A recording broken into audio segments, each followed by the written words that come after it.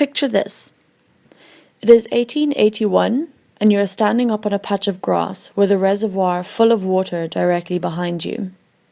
When you look down, the ground slopes away from you where you are standing, leading into a plot of land full of grass and flowers. The sound of the birds and the bees fills your ears and a slight breeze whistles past you. You look at this scene in awe and suddenly notice a small fir tree growing from a mound of clay at the bottom of the slope. It looks beautifully happy and you imagine what it is going to look like in a few decades' time. Tall, strong, full of stories and wisdom. But hang on. To your left and right there are roads being built, houses in planning and high-rise buildings being erected each day. You look back at the fir tree. It is only a young sprout at the moment. Is it even going to get the chance to stand tall and strong if all of this construction keeps taking place? You have to do something. You have to plan the grounds for a park. This is how it all began.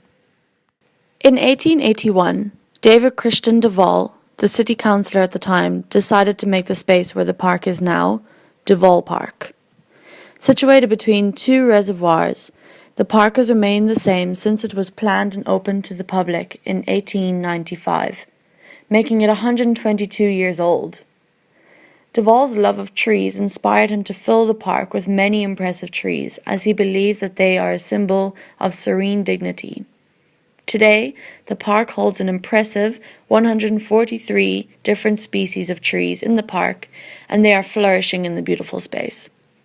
The entrance gate for the park was built in 1899, and a year later the wall that extends off it was built on Upper Orange Street.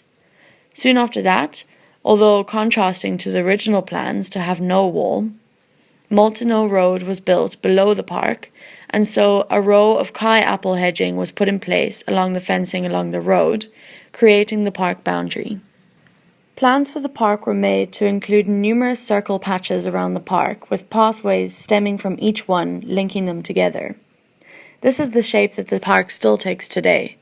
In 1898, a Victorian water fountain sculpture was installed as the main feature of the main circle path in the middle of the park. Since then, the sculpture still remains intact, but in 1985 it was accompanied by a pond full of water that surrounds it, and is thoroughly enjoyed by the local canine visitors to this day. In one corner of the park, the Gardens Lawn Tennis Club stands since 1889. In the 1930s, there was a conversation between the acting president of the tennis club at the time and the city council for the renewal of the lease. The hesitation in renewing the lease came down to a complaint that tennis players were playing on Sundays. As it is the Sabbath day for what was then the dominant and ruling religion of the country, the city believed it was negatively influencing the youth to disregard the religious rules of it being a day of rest. At £4 per annum for the lease of the grounds, the president stood his ground and refused to give in to the request from the town council. Therefore, prohibition of the play on Sundays did not take place, as today the tennis courts are open for play for all the tennis playing needs. The bandstand that stands at the top of the park was erected in 1904 for the Cape Town Industrial Exhibition in Greenpoint, and was then moved to the park after it was finished. Military bands used to perform there on Sunday afternoons, and today it is used as a stage for concerts held in the park in summertime. So, as we have seen, although this is one park out of a number around Cape Town, it is also a space that was created and maintained with the help of so much love for nature. Standing in this park, listening to the birds and the bees and letting the wind whistle through your ears is, in a way, going back in time, as this is where you would have been standing 122 years ago as well.